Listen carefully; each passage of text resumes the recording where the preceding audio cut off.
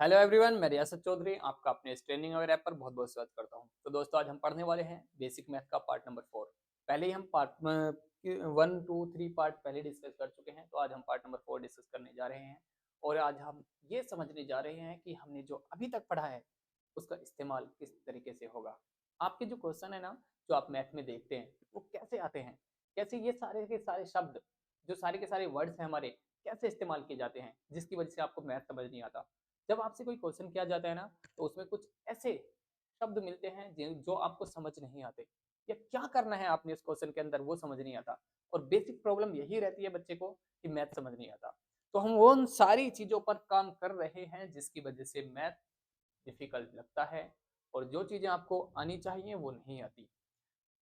तो हम आज पार्ट नंबर 4 में ये डिस्कस करेंगे कि हमने अभी तक जो सीखा है वो क्वेश्चन के अंदर किस तरीके से रखा जाता है। जैसे मैं पहले बात करता हूँ, हम पढ़ क्या चुके हैं। हम पढ़ चुके हैं नेचुरल नंबर, हम पढ़ चुके हैं whole, integers, rational, irrational, prime, coprime, real, composite और कॉम्प्लेक्स, जो टाइप ऑफ डेसिमल नंबर। तो हम all type of numbers discuss कर चुके हैं। तो आज हम उन सारे नंबर्स को कैसे इस्तेमाल किया जाता है, क्वेश्चन के अंदर कैसे रखा जाता है, वो चीजें हम सीखने वाले हैं। तो सबसे पहले, जैसे हमने सबसे फर्स्ट नंबर पे जो पढ़ा था, हमने पढ़ा था नेचुरल नंबर।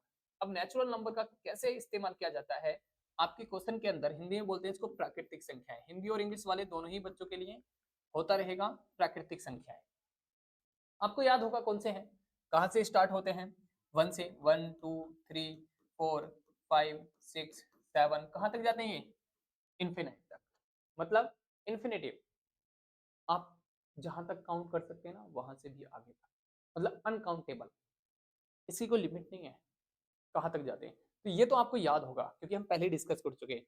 लेकिन आपका सवाल, आपके जो क्वेश्चन के अंदर किस तरीके से इस्तेमाल किया जाता है, जैसे मैं आपसे कहूँ, आपसे क्वेश्चन किया जाता है मेरी तरफ से। क्वेश्चन ये है बच्चों, find find the first 5, find the first 5। ऐसे करते हैं हम, find the sum of first 5 natural number, natural number. ये मैंने आपको एक क्वेश्चन दिया, क्या दिया मैंने, कि आपको पहले 5 नेचुरल नंबर का सम निकालना है। हिंदी में बोलते हैं कि आपको क्या बताना है, पहले पहले 5 प्राकृतिक संख्याओं का क्या निकालना है, प्राकृतिक संख्याओं का योग फाइंड करना है। आपसे ये पूछा जाता है। ओके, हमें पता है कि नेचुरल नंबर कहां से स्टार्ट होते हैं, तो निकाल सकते हैं।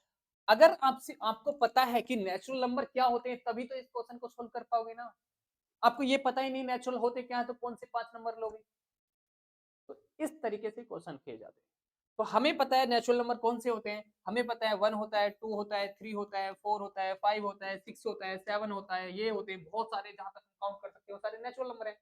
लेकिन उसने किसकी डिमांड करी है, पहले 5 नंबर की। तो पहले 5 उठा लो, 1 प्लस 2 प्लस 3 प्लस 4 प्लस 5, 1 2 3 4 5, पहले 5 उठा लिए। इनका सम कर दो, सम कर देते हैं हम, 3 6 10 15। तो हमारा आंसर कितना आ गया, 15 आ गया आंसर।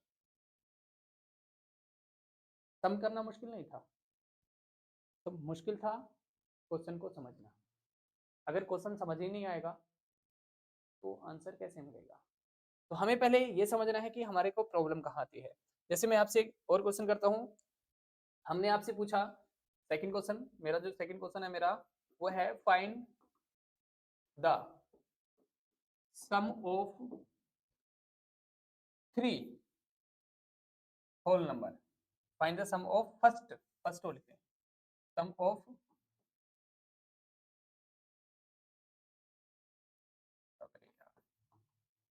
First 3 whole number.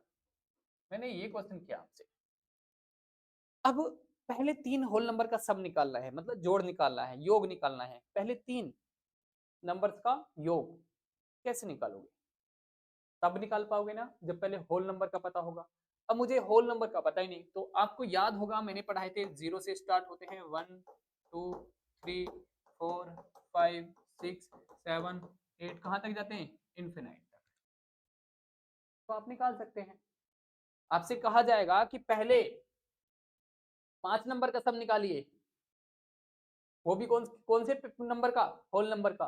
तो पहले 5 का निकालना होता तो ये वाला लेते, ये वाला लेते, ये वाला है, बस यहाँ तक पहले 5 हो जाते, मतलब पहले पहले 5 होल नंबर हो जाते। देखो 1 2 3 4 5, आपसे पूछा गया 3 होल नंबर का सम निकालिए, वो पहले 3 नंबर का, फर्स्ट का। तो पहला एक तो 0 हो गया, दूसरा हो गया 1, तीसरा हो गया 2, तो इन तीनों का सम कितना आ गया हमारे पास? 3। तो क्या है? पहले 3 होल नंबर का सम है। अगर मैं आपसे एक क्वेश्चन करता हूं, आप लोग बताएंगे, can you find the sum of last 3 whole number? आप मुझे आंसर दीजिए, क्या इसका आप आंसर निकाल सकते हैं? मेरा सवाल है, हिंदी में सुन लो, अंतिम 3 पूर्ण संख्याओं का, कौन सी संख्या? पूर्ण संख्याओं का योग निकालिए। इंग्लिश में है find the sum of last 3 whole number. Last के 3 नंबर लेने हमें, कौन से? होल। तो आप ले सकते हो लास्ट के 3 नंबर? नहीं ले सकते ना, हमें लास्ट वालों का नहीं पता है। ध्यान से सुनो, मुझे ये तो पता है कि होल नंबर कहां से स्टार्ट होते हैं, 0 से स्टार्ट होते हैं। 0 1 2 3 4 5 6 7 8 और डॉट डॉट डॉट डॉट कहां तक? इन्फिनाइट तक जाते हैं, 1000 2000 lakh 10 lakh 2 million 5 million trillions, कहीं तक भी जा सकते हैं। अनकाउंटेबल है ना, जितना आप काउंट कर सकते हैं वहां से आगे तक जा रहे हैं। तो मुझे नहीं पता कि लास्ट का कौन सा नंबर है, तो मैं इस क्वेश्चन का आंसर नहीं दे पाऊंगा। ठीक है, तो इस क्वेश्चन का आंसर मेरे पास नहीं है, बिकॉज मुझे लास्ट वाले नंबर का नहीं पता। तो क्वेश्चन समझ में आएगा तभी आंसर बना पाएंगे ना। अब मुझे ये पता ही नहीं है कि लास्ट में क्या, लास्ट के कौन सा नंबर होंगे। होल नंबर का पता है, लेकिन लास्ट का नहीं पता, लास्ट में कौन से 3 आएंगे। ठीक है ना, तो जब नहीं पता, हमें पता ही नहीं है, किसी को ही नहीं पता, इसका आंसर भी नहीं है। अब इसका आप किसी को भी दोगे, किसी बड़े जीनियस को दे दोगे इस क्वेश्चन को, वो कहेगा कि भाई इसका नहीं निकल सकता आंसर। ठीक है, ये क्वेश्चन कैसा है? सही नहीं है, इसकी डिमांड पूरी नहीं की जा सकती, बिकॉज किसी को नहीं पता लास्ट के 3 होल नंबर कौन से हैं। उम्मीद है समझ में आई होगी बात। हमने अभी तक जो सीखा उसका इस्तेमाल किस तरीके से किया जाएगा आगे समझाता हूं। जैसे आपने पढ़ा इंटीजर्स के बारे में बच्चों, एक एक शब्द को मैं समझा रहा हूं। इंटीजर्स इनको बोलते हैं हिंदी में पूर्णांक। चलो पूर्णांक की बात करते हैं। अब ये पूर्णांक जो थे वो कौन से थे, याद है ना आपको? अभी मैं बहुत डिटेल में बात करने जा रहा हूँ, ये बहुत इंपॉर्टेंट है बच्चों जो मैं बता रहा हूँ। बीच में होता है 0, यहाँ होता है प्लस का 1, यहाँ होता है प्लस का 2, यहाँ होता है प्लस का 3, यहाँ होता है प्लस का 4 और यहाँ आता है प्लस का 5 और dot dot dot dot plus plus के नंबर चलते चले जाएंगे। प्लस का 10, प्लस का 15, प्लस का 20, प्लस का 25, एकदम लाखों करोड़ों तक चले जाएंगे। इधर जो चलते हैं उल्टे हाथ में, माइनस का 1, माइनस का 2, माइनस का 3, माइनस का 4, माइनस का 5, माइनस का 6, कहाँ तक? माइनस के इन्फिनाइट तक। ठीक है, अब समझने की बात क्या है बच्चों, इस जो लाइन दिख रही है ना आपको, इसको बोलते हैं नंबर लाइन। क्या बोलते हैं इस लाइन को? Number line, number line. ठीक है, अब नंबर लाइन तो समझ में आ गई बच्चों आप लोगों को। ये सारी क्या है? इंटीजर्स है। अब इंटीजर्स ये तो समझ में आता है, पहले सीख चुके हैं कि वो इंटीजर्स होते हैं जो प्लस वाले नंबर भी हो, माइनस वाले भी हो और 0 भी हो, वो सब इंटीजर्स होते हैं, सारे के सारे इंटीजर्स होते हैं। मतलब आपने अगर माइनस में चल रहे हो ना वो भी इंटीजर है, प्लस में चल रहे हो ना वो भी इंटीजर है। ठीक है, वो सारे इंटीजर है। जैसे माइनस में कहाँ इस्तेमाल किए जाएंगे? जैसे क्या होता है कि आपने, आपके पास 100 रुपए है। कितने हैं? 100 रुपए। आपका बजट 100 रुपए का है, लेकिन आपने सामान खरीद लिया 120 रुपए का। कितने का? 120 रुपए का। आपका बजट कितने का था? मतलब आपके पास जो पैसे थे या रुपए थे वो 100 रुपए थे ओनली। सामान कितने रुपए का खरीदा? 120 रुपए का। तो आपके साथ क्या हुआ? आप माइनस में गए कि नहीं गए? यानी कि आप कितना माइनस में चले गए? 20 रुपए के माइनस में चले गए कि नहीं चले गए? कितना माइनस में चले गए? 20 रुपए माइनस में चले गए। ओके। अगर चलो एक एग्जांपल और लेते हैं बच्चों।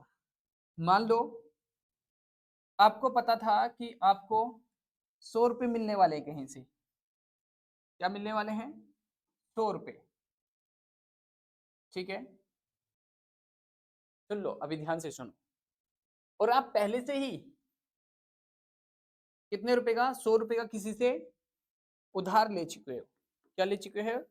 100 रुपए का उधार। और आपने क्या करना था? ध्यान से बात सुनना, मैं जो समझा रहा हूं। आपको क्या थे? 100 रुपए थे, मतलब 100 रुपए का आपने उधार दिया, उधार लिया, लिया लेते हैं इसको, उधार लिया आपने 100 रुपए का। क्या लिया? 100 रुपए का उधार लिया। तो आप 100 रुपए माइनस में हो गए। लेकिन आपको याद है कि आपने 6 महीने पहले किसी को 100 रुपए दिए थे। क्या थे? 100 रुपए दिए थे। 100 रुपए दिए थे। इनको रोक लेना अभी।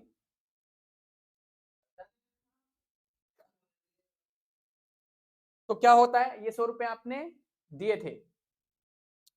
अरे भाई रुक जाना अभी, कर देना उसको, ठीक है, उसके बाद एडिट करेंगे। तो हम भी, मैं भी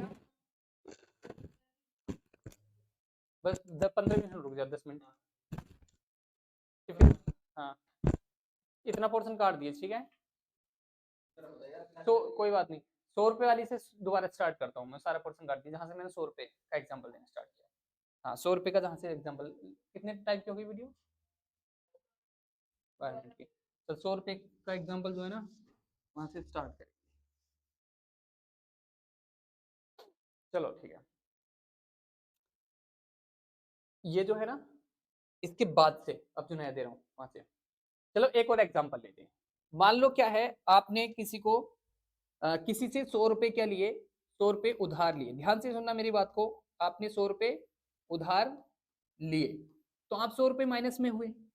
जब 100 रुपए उधार लिए तो आप 100 रुपए के कर्जे में है, तो आप माइनस में है, तो ये तो माइनस में हो गए। तो 100 रुपए क्या हो गए? माइनस में। आपको याद आया कि यार मैंने 6 महीने पहले किसी को 100 रुपए दिए थे। क्या आपको याद आया कि मैंने क्या दिए थे? 100 रुपए किसी को 6 महीने पहले दिए थे। दिए थे कैसे? वो भी उधार। अब आप उस बंदे को फोन करते हो कि भाई मैंने जो तुझे को 100 रुपए दिए थे ना 6 महीने पहले, वो मुझे चाहिए, क्योंकि मैंने जिससे लिए थे ना वो लेना चाहता है। तो आपने जैसे उसको फोन किया तो वो कहता है ठीक है भाई, तेरे उन 100 रुपए से मैंने शेयर मार्केट में इन्वेस्ट किया था। अब मैं आपको 120 रुपए दूंगा, क्योंकि मैंने उन 100 रुपए से बहुत सारे पैसे कमाए। तो उसने आपको 120 रुपए दे दिए। कितने रुपए दे दिए? 120। ध्यान से सुनना। तो ये आपके पॉजिटिव थे क्योंकि मिलने थे। तो फाइनली आपके पास जो पैसे हैं, आप क्या लेते, आपको ये क्या करता है, जो आपने 100 रुपए दिए थे उधार, उसके कितने मिल गए आपको? 120 रुपए। जब 120 रुपए मिले तो 100 रुपए तो आपने इसको दे दिए, यानी कि प्लस वाले 100 रुपए तो इसको दे दिया आपने, है कि नहीं है? और 20 रुपए और बच गए आपको प्लस वाली, क्योंकि प्लस में मिलने वाले प्लस के माने जाएंगे। कितने? 20 रुपए। ठीक है, 20 रुपए और बच गए। तो 100 माइनस के प्लस से कट गए, आपके 20 रुपए आपको पॉजिटिव बच गए, प्लस।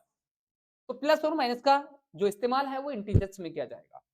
अब ये बहुत डिटेल में करेंगे हम बाद में इसका, क्योंकि ये बहुत इंपॉर्टेंट कॉन्सेप्ट है, सबसे ज्यादा इंपॉर्टेंट यही है। इसकी कैलकुलेशन समझनी पड़ेगी, प्लस माइनस, माइनस प्लस, और प्लस माइनस के नंबर की मल्टीप्लाई माइनस के नंबर से करते हैं तो क्या होता है, प्लस के नंबर के साथ प्लस की करते हैं तो क्या होता है, माइनस के नंबर की प्लस के नंबर के साथ मल्टीप्लाई करते हैं तो क्या होता है, प्लस माइनस माइनस कैसे होता है, या माइनस माइनस प्लस कैसे होता है, वो बहुत सारी चीजों को हम, ये बहुत वाइड टॉपिक है, और इसको समझने के बाद मैथ आधी आसान हो जाती है।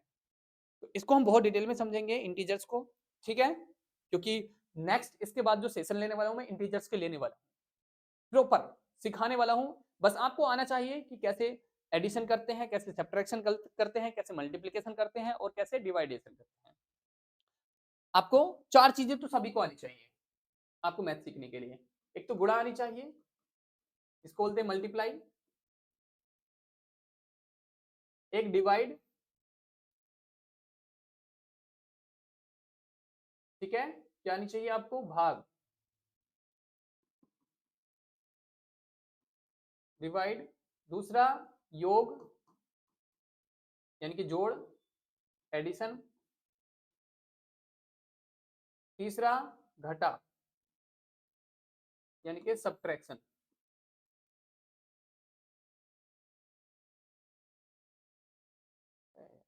इधर लिख देता हूं,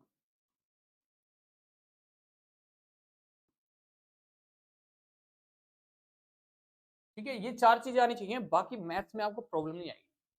10th तक का मैथ भी पढ़ा दूंगा ना, आपको दिक्कत नहीं आएगी। 11th का पढ़ाऊंगा, 12th का भी पढ़ाऊंगा तो भी दिक्कत नहीं आएगी। बस 3 महीने जो मैं पढ़ाने वाला हूँ लगातार, 100 क्लास जो मैं देने वाला हूँ, उनको पढ़ लेना। 100 क्लास के बाद अगर यकीन मानो आपको मैथ अगर खराब लगने लग जाए ना, मेरा नाम बदल देना, ठीक है। अगर मैथ आपको इरिटेटिंग सब्जेक्ट लगने लग जाए ना, तो नाम बदल देना, ठीक है। अब जैसे हमने बाद में पढ़ा रैशनल नंबर पढ़ा, क्या पढ़ा हमने, रैशनल नंबर। रैशनल नंबर में एक चीज पढ़ी हमने कि हमारा जो नंबर होता है वो पी बाई क्यू की फॉर्म में होता है, और इसमें एक कंडीशन होती है क्यू नॉट इक्वल टू 0। अब मैं इस कॉन्सेप्ट को बहुत ध्यान से समझाने वाला हूँ, ध्यान से सुनना। पी बाई क्यू का मतलब क्या होता है बच्चों, एक आपने फ्रैक्शन पढ़नी है, अगर नहीं पहली बात तो थोड़ी बहुत पढ़ रही क्यों होगी, इसको बोलते हैं हिंदी में भिन्न, क्या बोलते हैं, भिन्न फ्रैक्शन पढ़नी है। इसमें 2 चीजों का ध्यान रखना होता है, इसमें एक होता है न्यूमिरेटर, एक होता है डिनोमिनेटर। डिनोमिनेटर जिसको हिंदी में बोलते हैं ऊपर वाले को अंश, और नीचे वाले को बोलते हैं हर। तो ये बातें आप ध्यान रखेंगे, क्या रखेंगे, कि हमारी एक फ्रैक्शन होती है, फ्रैक्शन समझते हो कि नहीं, एक ऊपर नंबर होता है एक नीचे। जैसे एग्जांपल के लिए बताता हूं मैं आपको, एग्जांपल ले लेता हूं, जिसमें 3/7 लिया, तो ये क्या है, फ्रैक्शन है। क्या है ये, एक फ्रैक्शन। 3 क्या है हमारा, अंश है, 7 क्या है हमारा, हर है। मतलब इंग्लिश में बोलेंगे तो 3 हमारा न्यूमिनेटर है और 7 हमारा डिनोमिनेटर है। तो ये हमें पता होना चाहिए, हर बच्चे को समझ आना चाहिए कि ये क्या होते हैं, ओके।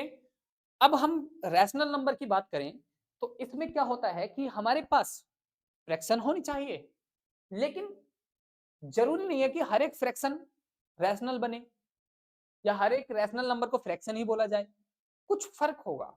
जैसे ये 3 है, इसको फ्रैक्शन नहीं बोल सकता मैं, क्या नहीं बोल सकता, फ्रैक्शन। लेकिन इसको रैशनल नंबर बोल सकता हूं, क्योंकि जब मैंने आपको रैशनल नंबर के बारे में सिखाया था ना, आपको याद आया होगा। अगर आपने पहले सेशन नहीं देख रखे ना, तो आप यकीन मानो आपको समझ नहीं आएगा। तो आप पहले वो सेशन देखिए, उसके बाद आगे सीखिए।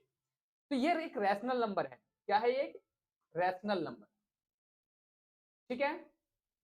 क्योंकि रैशनल नंबर की कंडीशन ये होती है कि नंबर क्यू बाई क्यू की, मतलब पी बाई क्यू की फॉर्म में होनी चाहिए, लेकिन क्यू 0 के इक्वल नहीं होनी चाहिए, मतलब नीचे नीचे वाला नंबर 0 नहीं होना चाहिए, ऊपर वाला भले ही 0 हो, इसकी कंडीशन है।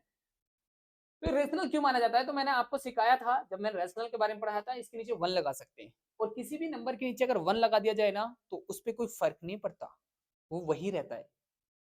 हर एक बात सीखने वाली है, किसी भी नंबर को 1 से डिवाइड किया जाए ना, तो उस नंबर पे कोई फर्क नहीं पड़ता, वो नंबर वही रहता है।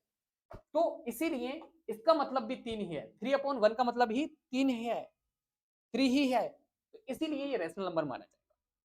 लेकिन क्या मैं आपसे कहूं कि 0 एक रैशनल नंबर है, यस, ये भी 0, क्योंकि इसके नीचे भी 1 लगा दूंगा ना, तो भी 0 ही माना जाएगा, तो ये भी एक रैशनल नंबर है। क्योंकि हमें पी बाई क्यू की फॉर्म में बनाना है, यहां पर पी का काम 0 कर रहा है, क्यू का काम 1 कर रहा है। तो सर एक बात और बताओ, क्या 1/0 क्या एक रैशनल नंबर है, नहीं है, ये एक रैशनल नंबर नहीं है। वजह, क्योंकि इसमें एक बात ये कही गई है कि नीचे वाला नंबर 0 नहीं होना चाहिए, इसका 0 के बराबर नहीं होना चाहिए। इसका मतलब यही होता है Q not equal to 0, Q 0 के बराबर नहीं होना चाहिए। तो यहाँ पर तो क्यू 0 के बराबर है, यहाँ पर पी चलो कुछ भी हो, पी कुछ भी हो चलेगा, माइनस प्लस 0 कुछ भी, लेकिन क्यू 0 ना हो, बाकी कुछ भी हो। लेकिन यहाँ पर वही बात तो होगी, क्यू क्या रख दिया मैंने, 0 रख दिया, तो इसका मतलब ये रैशनल नंबर नहीं है, ये रैशनल नहीं होगा। बात समझ में आई। तो रैशनल नंबर होने के लिए बस एक ही कंडीशन होगी कि नीचे वाला नंबर क्या नहीं होना चाहिए, 0 नहीं। ओके, तो अभी हम आगे और देखेंगे। हमने इरेशनल नंबर भी पढ़ा। इरेशनल नंबर के बारे में हमने पढ़ा कि सारे रूट वाले नंबर जो बाहर नहीं निकाले जा सकते वो इरेशनल नंबर होते हैं। कुछ डेसिमल्स भी होते हैं, बहुत सारे डेसिमल के बारे में भी पढ़ेंगे, लेकिन अभी मैं आपको नहीं पढ़ा सकता क्योंकि अगर वो इतना ज़्यादा कॉम्प्लिकेटेड हो जाएगा कि आपको समझ नहीं आएगा। तो मैं धीरे-धीरे चीज़ों को सिखाऊँगा। अभी वो सारी चीज़ें सिखा रहा हूँ जो आसान है, जो आपको समझ में आ सकती हैं। अगर आपको मैं डिफ़िकल्ट चीज़ें अभी पढ़ाने लग गया, तो आपको अभी समझ में आना बंद हो जाएगा और आप ये भी क्लासेस भी लेना बंद कर देंगे। तो इसीलिए मैं सिर्फ़ पहले इस तरीके से लेके चलूँगा क्लासेस कि आपको हर एक बात समझ में आती चली जाए और आपको पता भी ना चले कब आप डिफ़िकल्ट चीज़ें सीखने लगे। ओके? तो उम्मीद है, और बाकी जो हमारी सम है, इवन है, ओड है, सारे नंबर याद रख लेना कि सम नंबर कौन से होते हैं, ठीक है? विषम कौन से होते हैं, मतलब इंग्लिश में बोलेंगे तो even, odd, composite, composite number कौन से होते हैं, कोप्राइम, प्राइम, ठीक है? और डेसिमल के बारे में बहुत डिटेल में बताया था मैंने, डेसिमल्स, ओके? हिंदी में बोलेंगे इसको भाज्य संख्याएं, इसको बोलेंगे सहभाज्य संख्याएं, सहभाज्य, इसको अभाज्य संख्याएं। तो ये सारे डेसिमल दशमलव नंबर।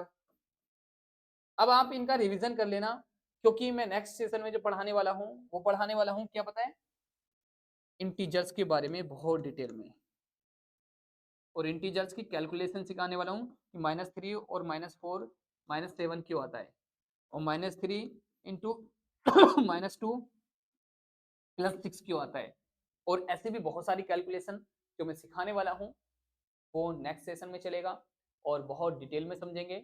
आपको प्रॉब्लम नहीं आएगी, बस आपको प्लस माइनस करना आना चाहिए, मल्टीप्लाई करनी आनी चाहिए और डिवाइड करना आना चाहिए। अगर नहीं आता हो तो सीख लेना, तभी अगला सेशन अटेंड करना। तो आज के लिए इतना ही। Thank you for watching this video. Best of luck.